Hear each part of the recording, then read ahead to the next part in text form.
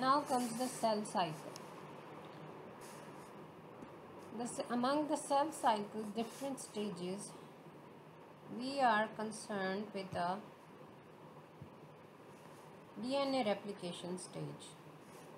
This replication stage of DNA is coming within the cycle of S interphase. S is denoting about the synthesis phase, when the new molecules or new strands of DNA will be synthesized.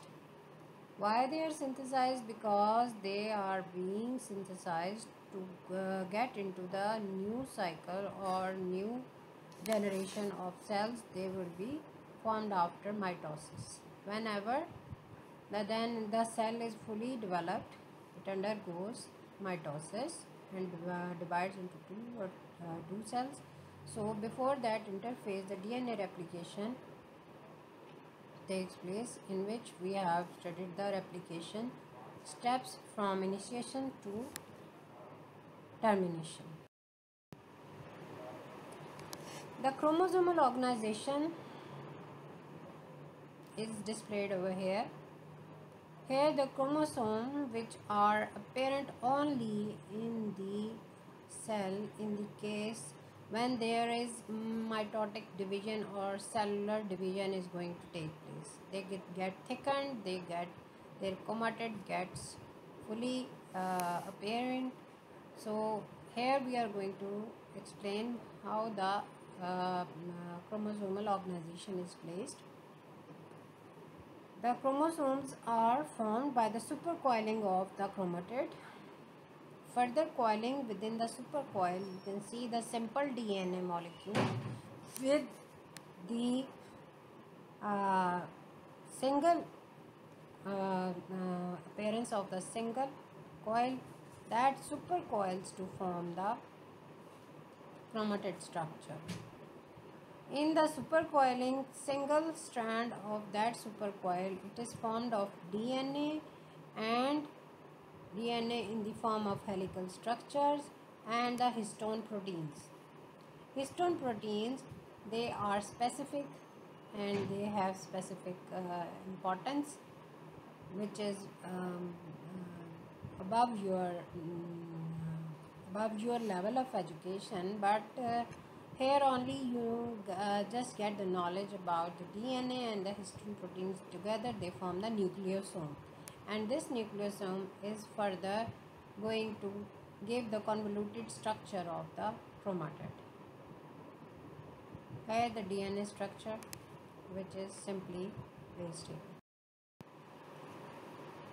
Among the eukaryotic chromosomes, they contain a single DNA molecule of enormous length in a highly coiled stable complex of DNA and proteins called chromatin. And the basic structure unit of chromatin is called nucleosome. That is a core particle of histone proteins and the DNA wrapping it around 200 base pair segments. Different kinds of histone proteins are there: H2A, H2B, H3, H4 and fifth histone protein, while H1 binds the core particle to the linker DNA. So here different histone proteins are expressed here. Internal structure of these histone proteins, they are in the dimeric form, while the H1 histone, that is a linker of two nucleosomes. Karyotyping is a lab technique in which chromosomes are analyzed, and any chromosomal anomaly or any mutation or any change in the chromosomal appearance or in change in the chromosomal distribution, that is studied, and that is due to the any genetic variation. A karyotype is photographic representation of the strain metaphase spread in which chromosomes are arranged in order of decreasing length. This analysis is carried out from the samples belonging to chorionic villi, blood samples and other body cells. With the help of karyotyping, the number of chromosome, arrangement of chromosome size and structure can be analyzed. Now comes the eukaryotic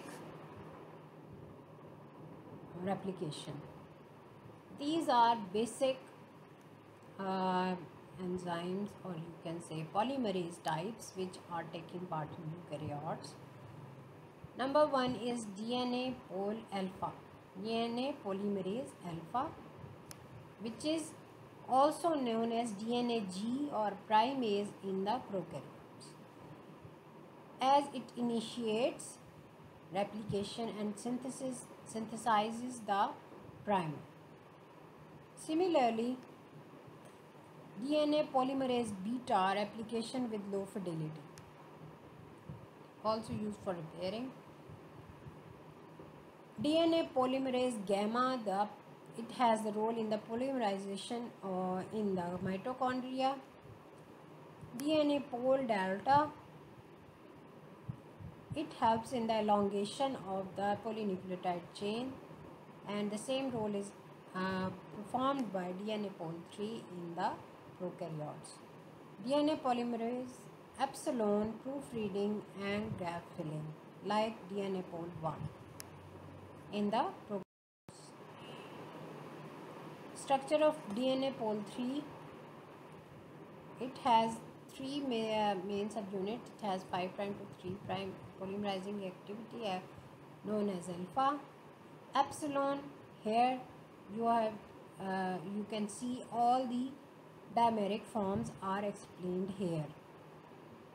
Here two are theta and here two are epsilons over here, and their exonuclease activity and play a key role to ensure the replication fidelity, while the theta maintain the heterodimeric structure.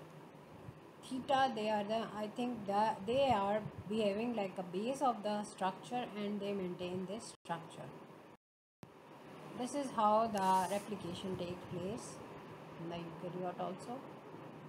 Here you do DNA polymerase on the leading strand, and this is the replication fork, in which this is the lagging strand, template and newly synthesized strand here, and you can see there the single stranded binding proteins are binding over here. Here the primase has the function of synthesizing the DNA primer.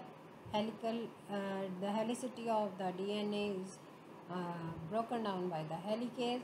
So this all the structure and all the things, they have their specific roles in the replication. Again, pol alpha role, containing primase activity, initiate DNA synthesis. DNA beta repairs. Pol gamma, it replicates the mitochondrial DNA, and pol delta, it elongates the leading strands and Okazaki fragments, while polymerase epsilon repairs, and it has the proofreading also. So it removes any of the mismatches of the nucleotides.